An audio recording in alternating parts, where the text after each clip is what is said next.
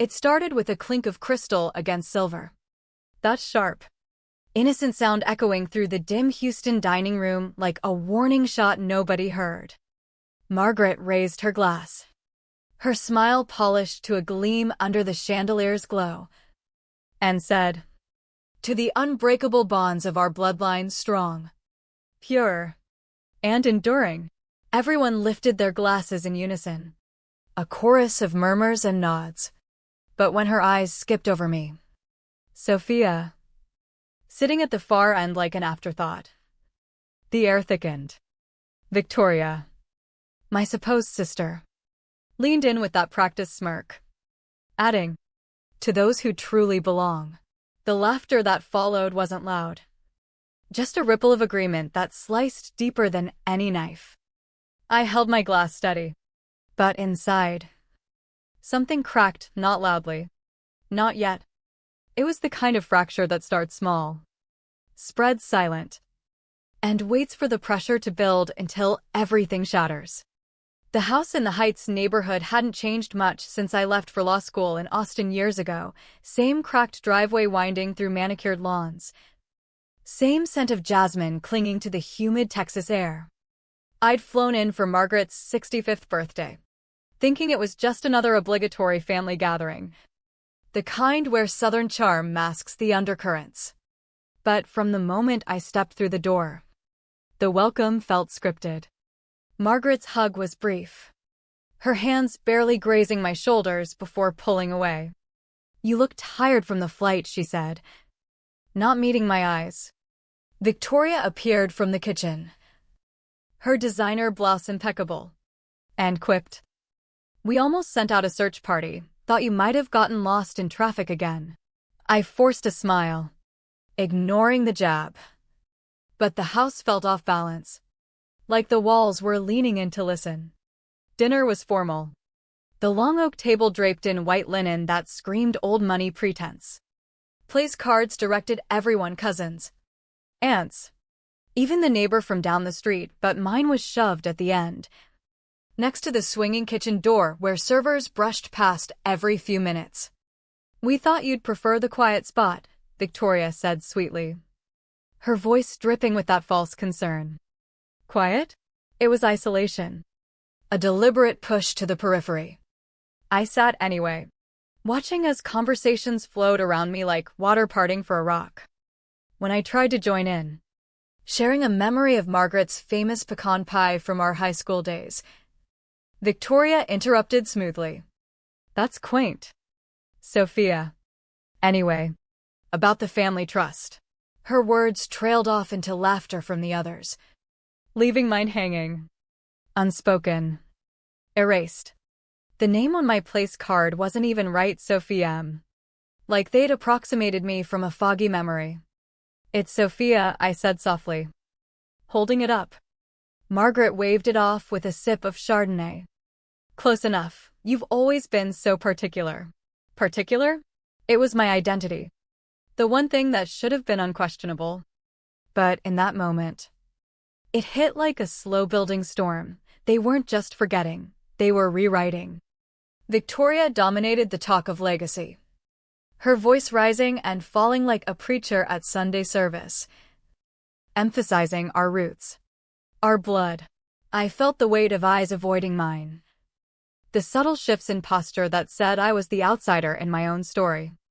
By the time dessert arrived, cheesecake from that upscale bakery on Montrose, not the homemade one I'd brought and watched get relegated to the fridge, I'd swallowed enough silence to choke on. After plates were cleared, Victoria announced a group photo by the fireplace. The one with the mantle crowded by framed memories of the real family. "Sophia, mind snapping it? You've got that steady hand from all your legal work." Her tone was light, but the request landed heavy. I took the phone, framed them perfectly, Victoria in the center, Margaret beaming beside her. Cousins clustered like they owned the light. Click. The image captured it all, their unity, my absence. I handed the phone back without a word, stepping out to the back porch where the humid night air wrapped around me like a shroud. String lights twinkled overhead, mocking the darkness settling in my chest. I thought of childhood summers here, chasing fireflies while Margaret watched from this same spot. Her laughter real back then. Now, it felt like a lie I'd been living. Inside, through the sliding glass door, I saw Victoria post the photo online. Generations of strength and love, the caption read. No tag for me. No mention. A comment popped up from a distant relative. Beautiful family, everyone looks so connected. Everyone. The word burned. A couple wandered out, not noticing me in the shadows. The woman whispered to her husband. I thought she was just a guest, maybe Margaret's assistant? He nodded. Margaret, standing nearby, heard every word. She didn't correct them. She just turned away, letting the erasure stand. That's when the quiet rage ignited, not explosive yet, but smoldering. If they wanted me as a stranger, fine. Strangers don't owe loyalty. Strangers keep records. The next morning dawned muggy. The kind of Houston heat that presses down like unspoken regrets. Breakfast was casual, smoothies whirring, coffee brewing, but the silence was deliberate. Victoria scrolled her feed.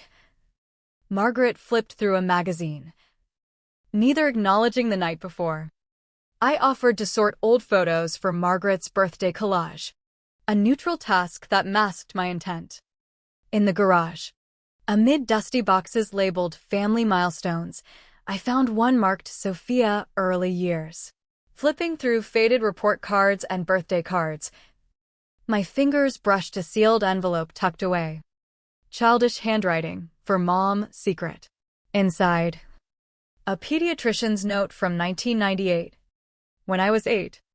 Blood type mismatch flagged. Recommendation for further testing. At the bottom, discussed with guardian. No action pursued. Guardian. Not mother. The paper trembled in my hands. I remembered that doctors visit needles. Ice cream after. Margaret's tight smile. She'd known. For decades. I didn't confront her then. Instead, I photographed the letter, tucked it back, and wandered to the family photo wall in the den. Rows of history, 1980s with Margaret and Henry in faded jeans. 1990s with Victoria's gap-toothed grin. Then 2005, an empty frame where my debate team award photo once hung. What happened to it? I asked Margaret later. Casual as coffee. She shrugged. Must have broken. Victoria handled the replacements. Of course. Another piece of me vanished. Not by accident, but by design. That night, while laughter echoed from the living room, I retreated to the guest room. Laptop open. I started a document, erased entries. Bullet points, the seat, the name, the photo, the letter. At the top, a quote I'd read in law school. The cruelest lies are often told in silence. From my bag, I pulled a scanned photo me. Margaret. Henry. Arms linked. Smiles genuine. I slipped downstairs later. Tilted it back into the empty frame. Not perfect. Just noticeable. Morning brought Victoria's voice slicing through the house. Who the hell put this back? She held the photo like evidence of a crime. Margaret stood silent. Coffee mug clutched. I did, I said evenly. It's history. The kitchen froze, utensils mid-clink. Eyes darting. No one spoke. Later, glancing at Olivia's phone left on the counter. A group chat notification. Toast planning, no Sophia. Messages scrolled, keep it firm. She's the shadow, let her fade. My pulse hammered. But I snapped photos. Handed the phone back with steady hands. This wasn't oversight. It was orchestration. By afternoon, a kid, Victoria's nephew, tugged my sleeve. Are you really part of the family? Aunt Vic said you look different. Innocent words. Adult poison. Margaret overheard. Turned a page in her book without flinching. I knelt. Families are messy, kiddo. But I've been here all along. At dinner, I claimed a seat beside Margaret. When Victoria toasted tight bonds, I added dryly. Some tighter than others, like nooses. Stunned quiet. Later, Margaret cornered me. You're making waves. Sophia. This isn't your scene anymore. I met her gaze. Maybe the scene needs rewriting. My bag felt lighter until I checked the envelope inside. Seal broken. Pages rifled. The house pulsed with false normalcy the next day. But I heard whispers behind doors. In the study. Margaret and Victoria, she's not in the will, legally clean. I peeked, estate papers. My name absent. Phone out. Photo snapped. Evidence. Dinner tense further, Victoria jabbed. Let real daughters handle it. Fork down. I replied. Real ones know the law. Unease rippled. That night, I played an old home video, my 10th birthday. Margaret's hand on my shoulder. I was here, I said to the room. Stop pretending otherwise. Margaret knocked later. You're unsettling everyone. Mirror reflection study. Erasure starts with discomfort. Quiet turned weaponized overnight. Voicemail on the landline. Victoria to her lawyer. She can't know about the test. I recorded it. Envelope in my bag, affidavit missing. But cloud backups? Untouched. I printed copies at Kinko's. Mailed to my firm. Hit a USB. They smiled over breakfast. Unknowing. Evening, family circle, chairs arranged. Victoria monologuing. Shared DNA. Shared souls, most of us. I waited. Then, walls built with shovels you handed me.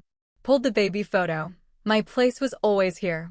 Victoria hissed later. She wants war. My screen glowed. House deed, my name only. Resolution dinner was theater, extra guests for witnesses. Victoria toasted, to those who belong. And those who don't. I laid the folder down. DNA results, not Margaret's child. Biological mom died in birth. She raised me in secret. Room inhaled. Held. You rebranded me, I said. Pen from the test, blood-stained, placed center table. Margaret cracked. I didn't think you'd. Door open. Thunder rumbling. Now I choose family. House unplugged next day, silence absolute. Will confirmed. Me redacted. But house title? Mine. Memory reel played. Me ghosted. Henry approached outside. I knew. She feared the reminder. Facebook post. Cropped me out. Everyone who matters. I countered. Documents. Recordings. Viral overnight shares. Support. Grocery run. Mistaken for caterer. No, I own the story. Back home. Folder tampered, camera footage. Victoria stealing. Forwarded to lawyer. Lilith's envelope.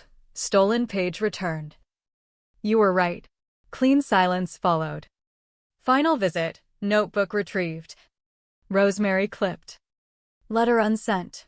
You chose silence. I rewrote myself. Voicemail from old friend. You were always real.